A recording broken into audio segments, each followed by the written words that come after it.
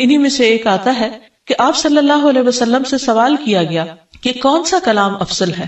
آپ نے فرمایا جو اللہ نے اپنے فرشتوں اور اپنے بندوں کے لیے چنا، اور وہ ہے سبحان اللہ و بحمدہ، سبحان اللہ و بحمدہ، یعنی جب انسان دعا کرنا چاہے تو اس سے پہلے کچھ مرتبہ جتنا اس کا دل چاہے اللہ تعالیٰ کی تسبیح اور حمد و ثنا بیان کرے، اور بار بار تکرار کے ساتھ کہتا رہے سبحان اللہ و بحمدہ، اس کے بعد درود شریف پڑھے جتنی دیر پڑھنا چاہے، اور پھر اس کے بعد اپنی حاجت اللہ سبحانہ و تعالیٰ کے سامنے رکھے تو انشاءاللہ اس کی پریشانی دور ہوگی۔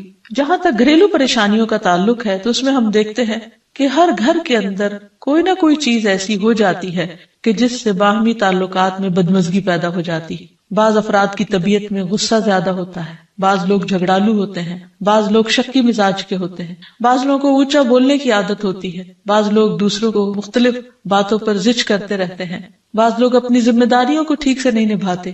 تو یہ تمام چیزیں صرف نہ یہ کہ ایسے انسان کو خود بلکہ اس کے آس پاس رہنے والوں کو اذیت میں مبتلا کر دیتی۔ اب اس میں انسان بعضوں کو سمجھانے سے بھی کام لیتا ہے، دوسروں سے بھی مدد لیتا ہے، لیکن پھر بھی مسئلہ حل نہیں ہوتا۔ تو صحابہ کرام تو اپنی جوتی کا تسمہ بھی ٹوٹ جاتا تو اللہ سبحانہ تعالیٰ سے مانگتے تھے۔ تو اگر گھر کے اندر کسی قسم کی ناچاکی یا پریشانی ہے تو اس سلسلے میں بھی ہمیں اللہ تعالیٰ کی طرف رجوع کرنا چاہیے، اور پھر اس کے ساتھ ساتھ دوسرے کو جو مشکل پیدا کر رہا ہے سمجھانا بھی چاہیے۔ جہاں تک لڑائی جھگڑے کا تعلق ہے تو اسے منافقت کی علامت بتایا گیا۔ آپ صلی اللہ علیہ وسلم نے فرمایا کہ منافق کی 4 علامتیں ہیں، ان میں سے ایک بات کرے تو جھوٹ بولے، وعدہ خلافی کرے، امانت میں خیانت کرے، اور جب وہ جھگڑا کرے تو گالی دے، یعنی جھگڑتا بھی ہے اور گالی بھی دیتا ہے۔ نبی صلی اللہ علیہ وسلم نے یہ بھی فرمایا کہ اللہ کو سب سے زیادہ ناپسند آدمی وہ ہے جو بہت جھگڑالو ہے، یعنی اللہ تعالیٰ ایسے شخص سے محبت نہیں کرتے۔ اس لیے اگر آپ کسی سے بات کر رہے ہو تو اس کی بات توجہ سے سن لے۔ چھوٹی چھوٹی باتوں پر جھگڑنا اور دوسرے کے ساتھ بد اخلاقی سے پیش آنا یہ درست نہیں۔ پھر اسی طرح مومن جو ہے وہ کبھی بد اخلاق نہیں ہوتا، اور بد اخلاقی پھر منافقت کی علامت ہے۔ رسول اللہ صلی اللہ علیہ وسلم نے فرمایا تمہارے یہ نسب نامے کسی کے لیے گالی کا سبب نہیں ہے، تم سب آدم کی اولاد ہو، ایک دوسرے کے قریب ہو، دین یا عمل صالح کے علاوہ کسی وجہ سے کسی کو کسی پر کوئی فضیلت نہیں۔ آدمی کے برا ہونے کے لیے یہی کافی ہے کہ وہ فحش گو ہو، بد کلام ہو، بخیل ہو اور بزدل ہو۔ پھر اسی طرح آپس میں محبتوں کا نہ ہونا، بہن بھائیوں میں ناچاکی یا شوہر بیوی میں ناچاکی یا والدین کے ساتھ محبت کا نہ ہونا، یہ ایک طرح سے اللہ تعالیٰ کی طرف سے ایک آزمائش بھی ہو سکتی ہے اور ایک عذاب بھی ہو سکتا ہے۔ مومن تو محبت کرنے والا ہوتا ہے، اور اس شخص میں کوئی خیر نہیں جو محبت کرتا نہیں اور لوگ اس سے محبت نہیں کرتے، اور لوگوں میں سب سے زیادہ بہترین انسان وہ ہے جو لوگوں کے لیے فائدہ مند ہوتا ہے۔ تو اس لیے بہت ضروری ہے کہ خاندان کے اندر باہم محبت پائی جائے۔ گھریلو زندگی خوبصورت ہو جاتی ہے اگر آپس میں ایک دوسرے سے پیار، محبت اور ہمدردی کے جذبات پائے جاتے ہیں۔ پھر اسی طرح بعض اوقات گھریلو زندگی میں بدگمانیاں بہت تکلیف دیتی ہیں، یا گھر کے کچھ افراد سنی سنائی باتوں پر یقین کرتے ہوئے دوسروں کے خلاف بدگمانی پال لیتے ہیں، تو اس سے بھی پرہیز کرنے کی ضرورت ہے۔ اسی طرح گھریلو پریشانیوں میں گھر کا تنگ ہونا بھی ایک عذاب کی شکل ہے۔ اس لیے نبی صلی اللہ علیہ وسلم نے ہر وضو کرنے کے بعد جو دعا سکھائی اس میں خاص طور پر یہ دعا آتی ہے کہ اللہ میرے گھر میں وسعت پیدا کر دے، یعنی ایک تو دلوں میں وسعت ہو اور دوسرا یہ ہے کہ جگہ بھی کشادہ ہو۔ رسول اللہ صلی اللہ علیہ وسلم نے فرمایا 3 چیزیں بدبختی میں سے ہیں۔ عورت جب تو اسے دیکھے تو وہ تجھ کو بری لگے اور وہ تجھ پر اپنی زبان چلائے، اور اگر تو اس سے غائب ہو تو وہ اپنے نفس کی اور تیرے مال کی حفاظت نہ کرے۔ دوسرے مریل سواری کہ اگر تو اسے مارے اور چلائے تو تجھ کو تھکا دے، اور اگر اسے چھوڑ دے تو تجھے جلد تیرے ساتھیوں تک نہ پہنچائے، اور ایسا گھر جو تنگ اور کم سہولتوں والا ہو۔ تو اس لیے اگر انسان ایسی کسی تکلیف میں مبتلا ہے تو اس کا حل بھی یہی ہے کہ کوشش کے ساتھ ساتھ انسان دعا کرے۔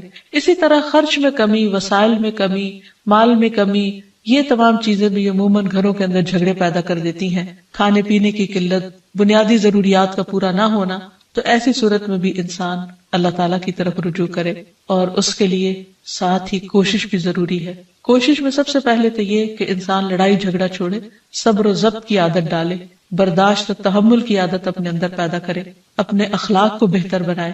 ایک حدیث کے مطابق اللہ سبحانہ و تعالیٰ جب کسی گھرانے پر خیر و برکت نازل فرمانا چاہتے ہیں تو اس گھر والوں کے اندر نرمی پیدا کر دیتے ہیں. اور ایک اور حدیث میں یہ بھی آتا ہے کہ جو نرمی سے محروم کر دیا گیا وہ ہر خیر و بلائی سے محروم کر دیا گیا. تو اس لیے گھر کے ہر فرد کو اپنے اپنے رویے پر غور کرتے ہوئے اپنے اخلاق کی اصلاح کرنے کی ضرورت ہے، اور دوسروں سے توقعات زیادہ رکھنے کی بجائے اپنا طرز عمل اچھا کرنے کی ضرورت ہے. اور گھر والوں کے ساتھ بہترین ہونا نبی صلی اللہ علیہ وسلم کی سنت ہے. آپ نے فرمایا تم میں سے بہتر وہ ہے جو اپنے گھر والوں کے لیے بہتر ہو، اور میں تم سب کی نسبت اپنے گھر والوں کے حق میں اچھا ہوں. یعنی آپ نے اپنی مثال دی کہ میں سب سے اچھا سلوک اپنے گھر والوں سے کرتا ہوں، تو تمہیں بھی اگر اچھا بننا ہے تو ایسا ہی کرنا ہوگا. پھر اسی طرح گھر والوں کو زیادہ سے زیادہ فائدہ پہنچانا. حسن بصری سے مروی ہے کہ اللہ تعالیٰ کے نزدیک پسندیدہ بندے وہ ہیں جو اپنے اہل و عیال کو سب سے زیادہ نفع دینے والے ہیں. پھر اسی طرح پیار و محبت سے رہنا. اگر لڑائی جھگڑا ہو بھی جائے یا کوئی غلط فہمی پیدا بھی ہو جائے تو اس وقت خاموشی اختیار کر لینا، مناسب وقت کا انتظار کر کے اس غلط فہمی کو دور کرنا ضروری ہے. پھر اسی طرح اللہ سبحانہ وتعالیٰ نے گھریلو زندگی کو خوشگوار بنانے کے لیے جو بہترین ہدایت ہمیں قرآن مجید میں دی ہے وہ ہے عفو درگزر سے کام لینا. اللہ تعالیٰ فرماتے ہیں اے لوگو جو ایمان لائے ہو، بے شک تمہاری بیویوں اور تمہارے بچوں میں سے بعض تمہارے دشمن ہیں، سو ان سے ہوشیار رہو، اور اگر تم معاف کرو اور درگزر کرو اور بخش دو تو بے شک اللہ بے حد بخشنے والا نہایت رحم فرمانے والا ہے. تمہارے مال اور تمہاری اولاد تو محض ایک آزمائش ہے، اور جو اللہ کے پاس ہے وہ بہت بڑا اجر ہے. واللہ عندہ اجر عظیم، اور جو اللہ ہے اسی کے پاس بہت بڑا اجر ہے. یعنی انسان کو بعض اوقات اپنی ہی بیوی یا بیوی کو اپنے ہی شوہر سے اور بعض اوقات اپنے ہی بچوں سے یا اپنے ہی والدین سے دشمنی کا اندیشہ ہو سکتا ہے، اور وہ ایک دوسرے کے لیے مصیبت اور بلا ہو سکتے ہیں. لیکن ایسی صورت میں بھی انسان کا گزارا نہیں ہو سکتا جب تک ایک دوسرے کو معاف نہ کرے. زندگی کی گاڑی نہیں چل سکتی جب تک انسان دوسروں کے قصور اور غلطیاں ان سے درگزر نہ کرے. کیونکہ ہر انسان کبھی غصے کی وجہ سے، کبھی جہالت کی وجہ سے، کبھی جلد بازی کی وجہ سے، کبھی لوگوں کے اکسانے پر اپنے پیاروں کے ساتھ زیادتیاں کر جاتا ہے. تو ایسی صورت میں انسان اگر چاہتا ہے کہ اس کی زندگی خوشگوار ہو تو اسے معاف کرتے رہنا چاہیے. نبی صلی اللہ علیہ وسلم کے اخلاق کے بارے میں جب پوچھا گیا تو حضرت عائشہ کہتی ہیں کہ آپ تان و تشنیع کرنے والے نہ تھے، یعنی تانے نہیں دیتے تھے. یعنی اگر کسی سے غلطی ہو جاتی تو اسے بار بار یاد نہیں کراتے تھے، فحش کام نہیں کرتے تھے، بازاروں میں چیخنے والے اور برائی کا بدلہ برائی سے دینے والے نہ تھے، بلکہ معاف کرنے والے اور درگزر کرنے والے تھے. اور حقیقت یہ ہے کہ جو جس کے جتنا قریب ہوتا ہے، جیسے گھر والے ہیں، اس کی غلطیاں اور اس کی کمزوریاں زیادہ سامنے آتی ہیں، اور پھر وہ ریپیٹڈلی سامنے آتی ہیں، بار بار سامنے آتی ہیں. تو ایسی صورت میں معاف کرنا بھی مشکل لگتا ہے، لیکن پھر بھی معاف کیے بغیر گزارا نہیں. پھر اسی طرح یہ ہے کہ انسان اگر ہمیشہ دوسروں کا حق ادا کرنے کی فکر کرے تو اس سے بھی بہت سے جھگڑے ختم ہو جاتے ہیں. شوہر اگر بیوی کو حق دینے والا ہو، بیوی خوشی سے شوہر کا حق دینے والی ہو، بہن بھائی ایک دوسرے کے اوپر قربانی کرنے والے ہوں، ایثار کرنے والے ہوں، تو ایسی صورت میں گھر کا ماحول بہت خوشگوار ہو سکتا ہے. عورت کے بارے میں فرمایا نبی صلی اللہ علیہ وسلم نے کہ عورت اس وقت تک ایمان کی حلاوت نہیں پا سکتی جب تک کہ وہ اپنے شوہر کا حق ادا نہیں کرتی. اسی طرح شوہر کے لیے نبی صلی اللہ علیہ وسلم کا یہ اسوہ حسنہ بہترین ہے کہ آپ صلی اللہ علیہ وسلم اپنے گھر ہوتے ہوئے اپنے گھر والوں کے کام کاج میں ہاتھ بٹایا کرتے تھے، ان کی خدمت کیا کرتے تھے. جب نماز کا وقت ہوتا تو فوراً نماز کے لیے تشریف لے جاتے. آپ اپنے چھوٹے چھوٹے کام خود کر لیا کرتے تھے. یعنی اس سے بھی یہ پتہ چلتا ہے کہ خوشگوار گھریلو تعلقات میں دوسرے پر بوجھ نہ بننا ایک بہت اہم نقطہ ہے. کیونکہ اگر ہر انسان اپنی ذمہ داری خود لے لے تو دوسروں کے لیے وہ خوشگوار ہو جاتا ہے. پھر اسی طرح گھر والوں کو اگر کوئی غم، تکلیف یا پریشانی ہو تو اس موقع پر اپنے اختلافات کو بھول کر ان کی مدد کرنا، ان کی کیئر کرنا اور ان کی دلجوئی کرنا، یہ بھی بہت ضروری ہے. اور حد الوسع گھر کا ماحول خوشگوار رکھنا چاہیے، ایک دوسرے کا احساس کرتے ہوئے اور ایک دوسرے کے کاموں میں عیب نہ نکالتے ہوئے اور ایک دوسرے کو اپریشیٹ کرتے ہوئے، ایک دوسرے کی اچھی خوبیوں کو اور اچھی باتوں کی تعریف کرتے ہوئے، اور اسی طرح بعض اوقات اپنی خواہشات کو پیچھے کرتے ہوئے. کیونکہ اگر ہر انسان یہ چاہے کہ زندگی اس کے مطابق، کیونکہ اگر ہر انسان یہ چاہتا ہو کہ ہر کام گھر میں اس کی مرضی کے مطابق ہو تو یہ ممکن نہیں. بہت سے گھروں میں ساس بہو کا جھگڑا کس بنا پر ہوتا ہے، یا آپس میں قریبی رشتوں کا جھگڑا اور فتنہ فساد کس وجہ سے ہوتا ہے؟ کیونکہ ہر شخص یہ چاہتا ہے کہ گھر کا نظام اس کی مرضی کے مطابق ہو، حالانکہ ایسا ہونا ممکن نہیں۔ تو اس لیے ہر انسان کو اپنی رائے بھی دینی چاہیے، لیکن دوسروں کی رائے کا بھی احترام کرنا چاہیے، اپنی ضرورت بھی پوری کرنی چاہیے، لیکن اس کے ساتھ ساتھ دوسروں کی ضروریات کا بھی خیال کرنا چاہیے۔ پھر اسی طرح بہت سے معاملات میں قناعت اختیار کرنی چاہیے، کیونکہ یہ زندگی بذات خود ایک امتحان ہے، اور اصل عیش و عشرت کی جگہ جنت ہے، دنیا نہیں، یا دنیا کا گھر نہیں۔ تو اس لیے ضروری ہے کہ مشکل حالات میں انسان اپنے عزیزوں کا، پیاروں کا، گھر والوں کا ساتھ دے، ان کی مدد کرے۔ مثلا شوہر کے اگر معاشی حالات تنگ ہیں تو بیوی ناجائز مطالبات نہ کرے، اسی طرح اگر بیوی بیمار ہے تو شوہر اس سے بہت زیادہ گھر کے کام کا مطالبہ نہ کرے۔ تو ایک دوسرے کے حالات کی رعایت کرتے ہوئے اگر انسان ایک دوسرے سے توقعات رکھے تو اس سے بھی حالات بہت خوشگوار ہو سکتے ہیں۔ اور پھر یہ کہ ہمیشہ دوسروں کی چھوٹی چھوٹی ایفرٹ پر ان کے لیے شکر گزاری کے جذبات ہونے چاہیے۔ مثلا اگر کوئی آپ کو گھر میں پانی پلا دے تو آپ اس پر بھی شکریہ بولیں۔ ہم عام طور پر اگر گھر سے باہر کہیں ہوتے ہیں اور کوئی ہمارے ساتھ تھوڑے سا بھی احسان کا معاملہ کرے تو ہم اس کے احسان کو مانتے ہیں، لیکن گھر والوں کا احسان ماننا ایک مشکل کام لگتا ہے۔ تو اس لیے اگر ہم چاہتے ہیں کہ گھریلو زندگی خوشگوار ہو تو اس میں گھر والوں کے احسان کو بھی ماننا ضروری ہے۔ اور پھر چھوٹی چھوٹی اذیتوں کو بہت مینشن نہیں کرنا چاہیے، ان کا ذکر نہیں کرنا چاہیے، ان پر صبر کرنا چاہیے۔ تو جو شخص شکر اور صبر سے کام لیتا ہے اس کی زندگی لازماً خوشگوار ہوتی ہے۔ لیکن اس کے باوجود بھی اگر گھریلو زندگی میں تنگی ہو، تکلیف ہو، آپس کی ناچاکی ہو، دشمنی ہو، پریشانی ہو، بہت بے چینی ہو، تو پھر اللہ سبحانہ وتعالیٰ ہی کی طرف رجوع کرنا چاہیے، کیونکہ قرآن مجید میں آتا ہے وَإِن يُرِدْكَ بِخَيْرٍ فَلَا رَادَّ لِفَضْلِهِ يُصِيبُ بِهِ مَن يَشَاءُ مِنْ عِبَادِهِ وَهُوَ الْغَفُورُ الرَّحِيمُ۔ اور اگر اللہ تمہیں کوئی تکلیف پہنچانا چاہے تو اس کے سوا کوئی اسے دور کرنے والا نہیں، اور تجھ سے کوئی بھلائی کرنا چاہے تو کوئی اسے ٹالنے والا نہیں۔ وہ اپنے بندوں میں سے جسے چاہے فضل سے نوازتا ہے، اور وہ بخشنے والا اور رحم کرنے والا ہے۔ تو اس لیے چھوٹی چھوٹی تکلیفوں پر بھی فوراً اللہ کا ذکر، اللہ کی یاد، اللہ کی تسبیح انسان کے دل کو سکون بخشتے۔ اور نبی صلی اللہ علیہ وسلم نے خصوصاً اپنی پیاری بیٹی فاطمہ رضی اللہ تعالی عنہا کو جب وہ گھر کے کام کاج کر کے تھک جاتی تھی، کیونکہ اپنے ہاتھ سے چکی پیستی، اپنے ہاتھ سے آٹا گوندتی، اپنے ہاتھ سے اپنے گھر کے کام کاج کرتی، بچوں کو لک آفٹر کرتی، تو بہت تھک جاتی تھی۔ اور اسی تھکاوٹ کی وجہ سے انہوں نے ایک دفعہ نبی صلی اللہ علیہ وسلم کے پاس جب کچھ قیدی آئے تو خادم کا مطالبہ کیا، لیکن آپ صلی اللہ علیہ وسلم نے ان کو خادم دینے کی بجائے یہ تسبیحات سکھائی اور فرمایا کہ جب تم اپنے بستر پر جانے لگو تو 33 بار سبحان اللہ، 33 بار الحمدللہ اور 34 بار اللہ اکبر پڑھ لیا کرو۔ اور اسی لیے یہ تسبیحات فاطمہ کے نام سے بھی معروف ہیں۔ تو رات کو خاص طور پر بستر پر لیٹ کر یہ تسبیحات ضرور پڑھ لینی چاہیے، کیونکہ یہ گھریلو کام کاج کی تھکاوٹ کا بہترین علاج ہے اور خادم کی جگہ کفایت کرنے والی دعائیں ہیں۔ پھر اسی طرح گھر میں وسعت اور کشادگی کی دعا، اللہم اغفر لی ذنبی ووسع لی فی داری وبارک لی فی رزقی، اے اللہ میرے گناہ معاف کر دے، میرے گھر میں وسعت پیدا کر دے اور میرے رزق میں برکت عطا کر دے۔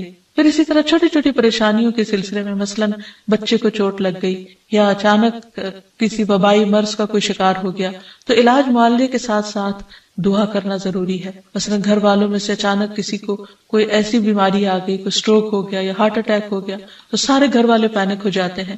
ایسی صورت میں پریشانی کا صرف اظہار کرتے رہنے سے اور غمگین رہنے سے مریض کی مدد نہیں کی جا سکتی، تو اس موقع پر اللہ تعالیٰ سے دعا کرنی چاہیے۔ اور ایک بہت خوبصورت دعا جو نبی صلی اللہ علیہ وسلم نے حضرت اسماء بنت امیس کو سکھائی تھی کہ آپ نے فرمایا کیا میں تمہیں ایسے کلمات نہ سکھاؤں جن کو تم پریشانی کے وقت پڑھا کرو، اور وہ کلمات ہیں اللہ اللہ ربی لا اشرک بہ شیئا، اللہ ہی میرا رب ہے، میں اس کے ساتھ کسی چیز کو شریک نہیں بناتی۔ اور آخر میں یہ کہ گھر والوں کی باہمی محبت اور الفت اور تعلقات کی بہتری کی دعا کرنی چاہیے جو پیارے نبی صلی اللہ علیہ وسلم نے ہمیں سکھائی ہے۔ وہ دعا ہے اللہم الف بین قلوبنا واصلح ذات بیننا واہدنا سبل السلام ونجنا من الظلمات الى النور وجنبنا الفواحش ما ظهر منها وما بطن وبارك لنا في اسماعنا وابصارنا وقلوبنا وازواجنا وذرياتنا وتب علينا انك انت التواب الرحيم واجعلنا شاكرين لنعمتك مثنين بها قابليها واتمها علينا اے اللہ ہمارے دلوں میں الفت پیدا فرما دے اور ہمارے آپس کے معاملات کی اصلاح کر دے، ہمیں سلامتی کے راستوں کی رہنمائی فرما اور ہمیں اندھیروں سے نجات دے کر نور کی طرف لے آ، اور ہمیں تمام ظاہری اور چھپی بدکاریوں سے محفوظ رکھ، ہمارے کانوں اور ہماری آنکھوں اور ہمارے دلوں اور ہماری گھر والیوں اور ہمارے بچوں میں برکتیں عطا فرما، ہماری توبہ قبول فرما، بلا شبہ تو بہت زیادہ توبہ قبول کرنے والا اور رحمت کرنے والا ہے، ہمیں اپنی نعمتوں کا شکر ادا کرنے والا بنا اور ان کی تعریف کرنے والا اور ان کو قبول کرنے والا بنا دے، ان نعمتوں کو ہم پر کامل فرما دے، یعنی ان نعمتوں کو ہم پر تمام کر دے۔ تو کس قدر جامع اور خوبصورت دعا ہے جو نبی صلی اللہ علیہ وسلم نے ہمیں سکھائی۔ گھریلو زندگی کو خوشگوار بنانے کے لیے ان دعاؤں کو پڑھتے رہنا چاہیے، یاد کر لینا چاہیے، قبولیت کے مواقع پر پڑھنا چاہیے، اگر زبانی یاد نہ بھی ہو تو دیکھ کر پڑھ لینا چاہیے، اور اگر ان کا ترجمہ نہ آتا ہو تو اردو میں پڑھنے میں بھی کوئی حرج نہیں، لیکن اللہ تعالیٰ سے مانگتے رہیے کیونکہ ساری مشکلات کا حل صرف۔ عن ابی موسیٰ عن النبی صلی اللہ علیہ وسلم قال مثل البیت الذی یذکر اللہ فیہ والبیت الذی لا یذکر اللہ فیہ مثل الحی والمیت، رواہ مسلم۔ سیدنا ابو موسیٰ رضی اللہ عنہ سے روایت ہے، نبی صلی اللہ علیہ وسلم نے فرمایا، جس گھر میں اللہ تعالیٰ کا ذکر کیا جاتا ہے اور جس گھر میں اللہ تعالیٰ کا ذکر نہیں کیا جاتا وہ زندہ اور مردہ کی مثل ہے۔ اللہ کے بندے، اللہ سے محبت کرنے والے ہر حال میں اللہ کو یاد کرتے رہتے ہیں، خواہ وہ اپنے گھر میں ہو یا گھر سے باہر۔ الذین یذکرون اللہ قیاما وقعودا وعلی جنوبہم، وہ جو اللہ کا ذکر کرتے ہیں کھڑے، بیٹھے اور لیٹے۔ ایسے لوگ دنیا کے کسی بھی حصے میں ہوں، کوئی بھی کام کر رہے ہوں، ان کے دلوں میں اللہ کی یاد سمائی ہوئی ہوتی ہے۔ ان کے دلوں میں اللہ کی یاد صرف مسجد کی حد تک یا کسی خاص جگہ سے ہی مخصوص نہیں ہوتی، بلکہ وہ اپنے گھروں میں بھی اللہ کو یاد کرتے ہیں۔ اس حدیث کے مطابق وہ گھر جن میں اللہ کا نام بلند ہوتا ہے، جس میں ذکر کیا جاتا ہے، وہ اس شخص کی طرح ہے جو زندہ ہو۔ اس کی مثال ایک زندہ انسان کی سی ہے۔ اس کے برعکس وہ گھر جس میں اللہ کا نام نہ لیا جاتا ہو، اللہ کا ذکر بلند نہ ہوتا ہو، اس گھر کی مثال ایک مردہ کی سی ہے۔ اور آپ سب جانتے ہیں کہ زندہ اور مردہ برابر نہیں ہوا کرتے۔ لا يستوي الاحیاء ولا الاموات، زندہ اور مردہ برابر نہیں، دونوں میں بہت بڑا فرق ہے۔ اسی طرح ان دو گھروں میں بھی بہت فرق ہے، جن میں سے ایک میں اللہ کی یاد بلند ہو، اللہ کا نام بلند ہو، اور دوسرے وہ جس میں اللہ تعالیٰ کو یاد کرنے والا کوئی نہ ہو۔ قرآن پاک میں اللہ سبحانہ و تعالیٰ کو یاد کرنے والوں کی صفت یہ بتائی گئی ہے کہ رجال لا تلہیہم تجارت ولا بیع عن ذکر اللہ، وہ ایسے لوگ ہیں جنہیں تجارت اور خرید و فروخت اللہ کی یاد سے غافل نہیں کرتی، یعنی عین دنیا کے اندر رہتے ہوئے بھی وہ اللہ کو یاد کرتے رہتے ہیں۔ وَإِقَامِ الصَّلَاةِ وَإِيتَاءِ الزَّكَاةِ، نماز قائم کرنے اور زکوٰۃ کی ادائیگی سے کوئی چیز انہیں منع نہیں کرتی، مانے نہیں ہوتی۔ اور وہ یہ کیوں کرتے ہیں؟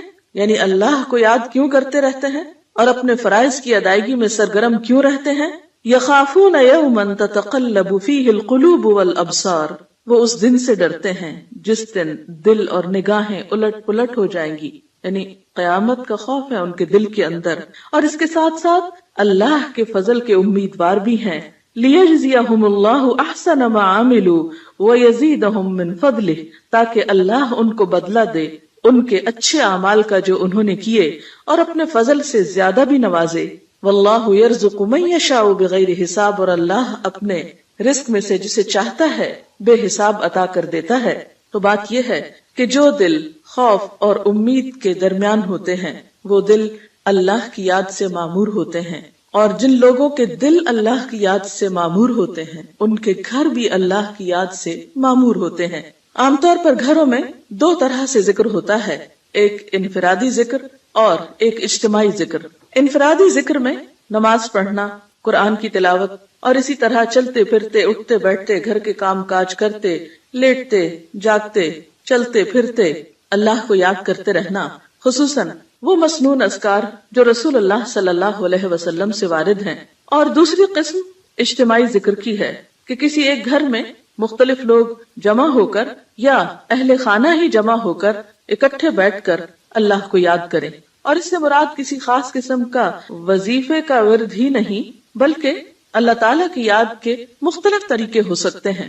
اللہ تعالیٰ کی معرفت حاصل کرنے، علم سیکھنے اور جاننے کے جو حلقات ہیں وہ بھی اللہ ہی کے ذکر اور اللہ ہی کی یاد کی طرف انسان کو راغب کرتے ہیں. قرآن پاک میں خاص طور پر ازواج مطہرات کو یہ حکم دیا گیا وَاذْكُرْنَ مَا يُتْلَى فِي بُيُوتِكُنَّ مِنْ آيَاتِ اللَّهِ وَالْحِكْمَةِ، اور ذکر کرتی رہو، یاد کرتی رہو جو تمہارے گھروں میں پڑھی جاتی ہیں اللہ کی آیات اور حکمت کی باتیں.